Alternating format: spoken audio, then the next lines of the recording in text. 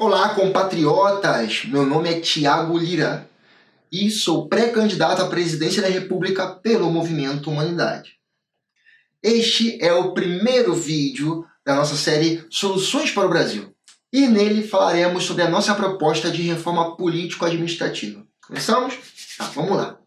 Além do presidente, do vice-presidente e dos ministros indicados, o Brasil possui 81 senadores, 513 deputados federais, 27 governadores, 1.049 deputados estaduais, 5.570 prefeitos e mais de 57 mil vereadores, sem contar todos os assessores e funcionários que giram em torno dessa mega estrutura burocrática, que é paga com o suor de cada trabalhador e trabalhadora do país. As perguntas necessárias a fazer são, ainda que o Brasil possua dimensões continentais e mais de 200 milhões de habitantes, realmente necessitamos a tantos políticos? Eles realmente valem tudo o que custam para os cofres públicos? E quem foi que disse que 27 é o número correto de estados? Quem foi que disse que 5.570 é o número correto de municípios? Afinal, quem foi que disse que necessitamos de estados e também de municípios? Sempre escutamos que o Estado brasileiro é grande demais e, portanto, pesado para os contribuintes, lento para executar uma decisão governamental, em virtude das tantas e tantas etapas pelas quais ela tem que passar.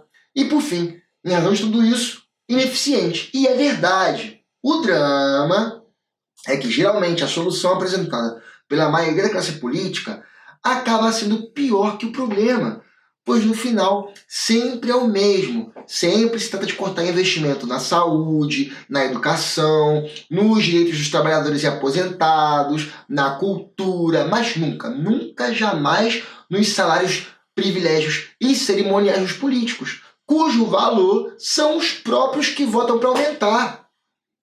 E isso termina resultando numa carga tributária cada vez mais elevada para os contribuintes, que recebem em troca dela serviços estatais cada vez mais deteriorados.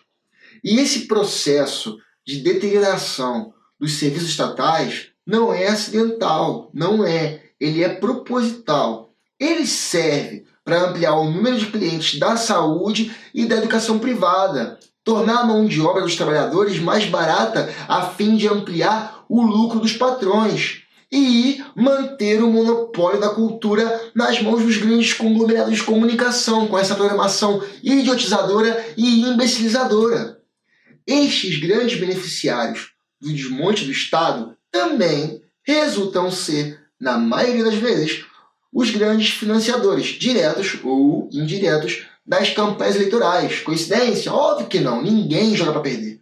Todos os financiadores de campanha esperam um benefício maior no futuro que a sua doação no presente. Se não fosse assim, por que doariam dinheiro? É um investimento que eles fazem. Se é para reduzir o tamanho do Estado brasileiro, por que a gente não começa enxugando a máquina pública a partir da redução do número de políticos? E, junto com eles, o custo dos seus salários, privilégios e cerimoniais. Ainda que é certo que esta medida teria o apoio de uma maioria esmagadora dos brasileiros e brasileiras, fica no ar uma importante questão. Como fazer isso? Bem, a resposta é muito simples do ponto de vista lógico e aparentemente, e só aparentemente, muito complicada do ponto de vista político e jurídico. E a resposta é mudar o mapa político-administrativo do Brasil, ou seja, vamos apagar todas as linhas imaginárias que dividem território nacional e vamos desenhá-las novamente. Por que não, em vez de ter 27 estados e 5.570 municípios com 27 governadores, 1.049 deputados estaduais, 5.570 prefeitos e mais de 57 mil vereadores, não passamos a ter aproximadamente 200 cidades e estados, com o seu próprio poder executivo e legislativo, nos moldes como funciona, por exemplo, o Distrito Federal, onde o governador distrital é uma espécie de prefeito-governador e os deputados distritais são uma espécie de vereador-deputado estadual. Em uma hipótese onde o Brasil tivesse aproximadamente 200 cidades-estado, nesse caso aí o cálculo é uma cidade-estado para cada 1 milhão de habitantes, ainda que elas tivessem a sobreestimada média de 50 membros por cada casa legislativa local, ainda assim, a redução do número de políticos seria drástica, pois teríamos aproximadamente 200 prefeitos governadores e 10 mil vereadores deputados. Depois a gente inventa um nome legal para esses novos cargos, mas enfim, reduziríamos de 5.597 para aproximadamente 200 os cargos eletivos para o Executivo e de mais de 58 mil para aproximadamente 10 mil os cargos eletivos para o Legislativo, no que se refere a estados e municípios, ou seja, reduziríamos o número total de políticos de mais de 60 mil de estados e municípios para aproximadamente 10.200 de cidades e estados. A economia que isso representaria para os cofres públicos é incalculável, pois quando reduzimos a quantidade de políticos, também reduzimos a quantidade de assessores e funcionários, dos quais muitos nem assessoram e nem funcionam. Já conhecemos bem essa história, né? Então, o desenho desse novo mapa tem que ser resultado de um profundo estudo realizado por uma equipe acadêmica multidisciplinar de altíssimo nível, que seja composta da forma mais representativa possível no que diz respeito ao espectro político-ideológico e dirigida pelo Instituto Brasileiro de Geografia e Estatística, o famoso IBGE. Bem, para esse novo desenho, obviamente, é necessário considerar as questões históricas, geográficas, humanas, econômicas, culturais, políticas e estabelecer uma divisão o mais equilibrada possível de território e população entre estes novos entes federativos, de forma que nenhuma cidade-estado tenha menos de 1 milhão de habitantes. Também é necessário considerar que nem tudo do território nacional tem que se tornar cidade-estado. Por exemplo, a Amazônia, o Pantanal, as ilhas do Atlântico Profundo deveriam se tornar territórios federais, para fins de preservação ecológica indígena, pesquisa científica e estabelecimento de posições militares estratégicas para a defesa nacional. Bem, e o que faríamos com o Executivo e o Legislativo Nacional? É inegável que o sistema presidencialista é parte significativa da causa da corrupção política existente no país, tá? Isso é um fato. Por quê? Porque um presidente, para executar o seu programa de governo, muitas vezes se vê obrigado a ceder às chantagens do parlamento. No final da história, ou ele é honesto e não governa porra nenhuma, ou ele é corrupto para poder governar. E os resultados traumáticos desse sistema já conhecemos bem, né? Impeachment, crise institucional, enfim. Logo, é explicitamente necessária a adoção do sistema parlamentarista, gente, e do sistema unicameral no Brasil. De que nos serve ter um presidente sem maioria no Congresso Nacional? De que nos serve duas casas lentas pra caramba, como a Câmara e o Senado? Cada cidade-estado, no sistema unicameral que propomos, elegeria um representante por cada 1 milhão de habitantes, completos, tá? Completos. Reduzindo de 593 para aproximadamente 200 os cargos eletivos legislativos nacionais. Quanto à eleição do máximo cargo executivo nacional, que no sistema parlamentarista não é presidente, é o primeiro-ministro, a eleição se realizaria da seguinte forma: os candidatos ao Congresso Nacional declarariam ao TSE, antes do início oficial da sua campanha, o seu voto para uma das candidaturas registradas para primeiro-ministro, de modo que o voto dos eleitores na sua candidatura legislativa fica automaticamente vinculado à candidatura executiva da sua escolha. Ou seja, quando você vota naquele candidato para o legislativo, está automaticamente votando no candidato dele ao executivo, voto casado. Ao término das eleições, se nenhum candidato a primeiro-ministro alcançar a maioria simples, que é 50% dos congressistas mais um, lhes serão dados a todos um prazo para tentar compor o governo de coalizão. Se até a votação no Congresso Nacional para confirmar o novo primeiro-ministro e seu gabinete ministerial, nenhum dos candidatos formar uma coalizão que dê maioria simples, que é necessária para sustentar o novo governo, novas eleições. Se em algum momento, durante o mandato, a maioria for perdida, a maioria do governo for perdida, também serão convocadas novas eleições. De impeachment e crise, não, perdeu a maioria, acabou, novas eleições. O sistema parlamentarista é um sistema que tende ao máximo equilíbrio possível entre as diferentes vontades dos distintos setores da sociedade, ou seja, acabou com os extremismos, tanto da esquerda quanto da direita. Mais equilíbrio. Outra iniciativa dessa profunda e tão necessária reforma estrutural do sistema político e administrativo que propomos para o Brasil é a extinção dos partidos políticos na sua forma atual. Cara, cada partido político, supostamente, deveria representar uma alternativa programática e ideológica para a sociedade. Mas, na verdade, os partidos políticos simplesmente são verdadeiros balcões de negociação de vagas para as candidaturas. Balcões estes que são controlados, na sua maioria, por verdadeiras máfias.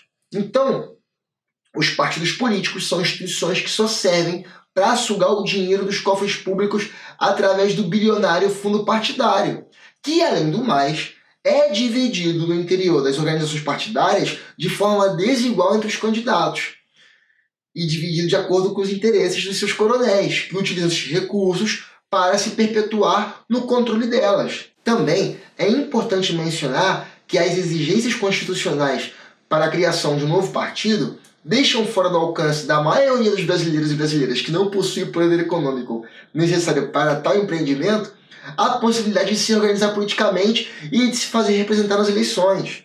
Dado esse cenário, propomos que os brasileiros e brasileiras possam se candidatar de forma independente, sem a necessidade de um órgão intermediário entre a pretensão da sua candidatura e a justiça eleitoral, e se associar ou não livremente com qualquer movimento político com o qual sinta afinidade ideológica, por pura e simples afinidade ideológica.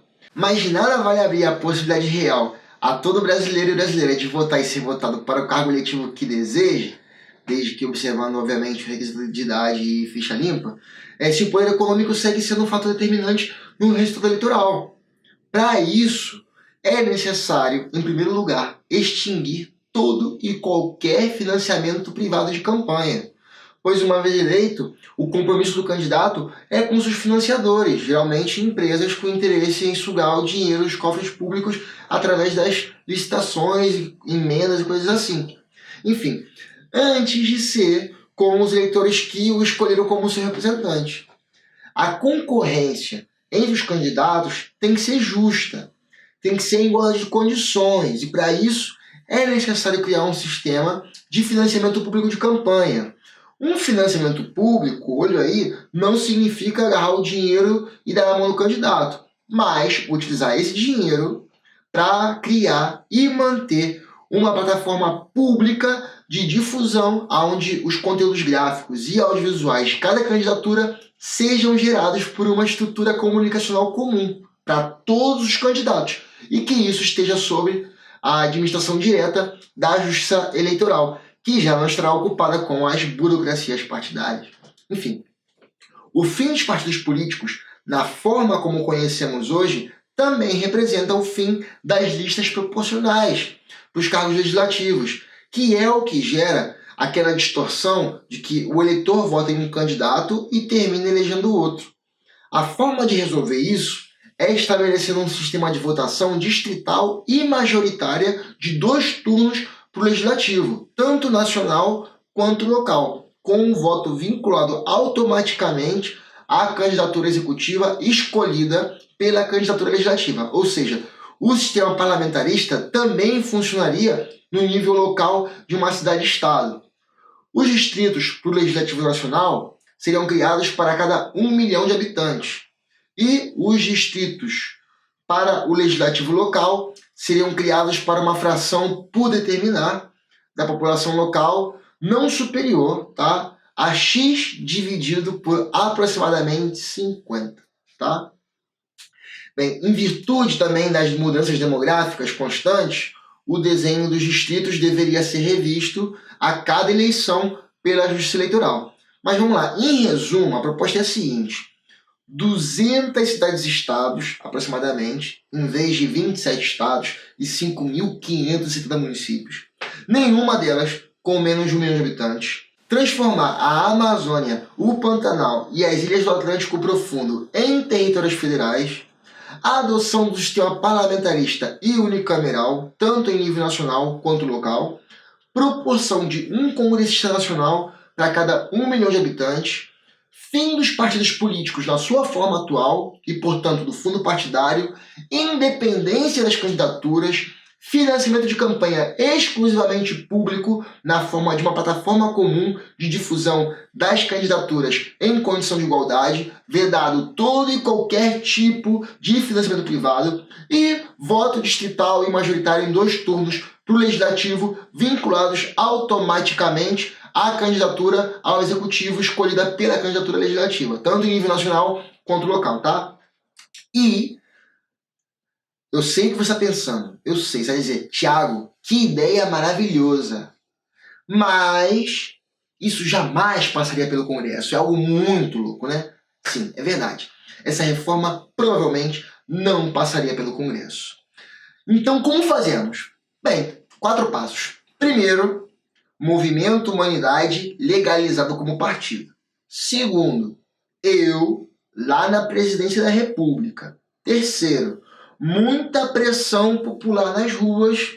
E por último, e mais importante, plebiscito.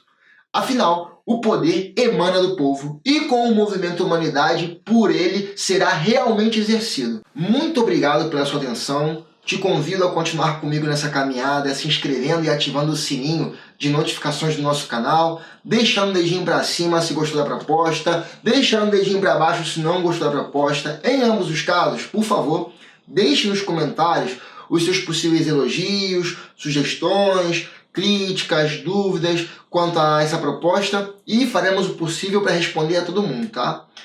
Também te convido a nos seguir no Twitter, no Instagram, a baixar o nosso documento Derrubar Muros, Construir Pontes. Se você se sente identificado com os nossos ideais e propostas e quer ajudar a construir o Movimento Humanidade, preencha o formulário que está na descrição deste vídeo e estaremos em contato, tá? Que a razão da existência da realidade abençoe o Brasil. Juntos, somente juntos, vamos derrubar muros e construir pontes. Até o próximo vídeo. Valeu!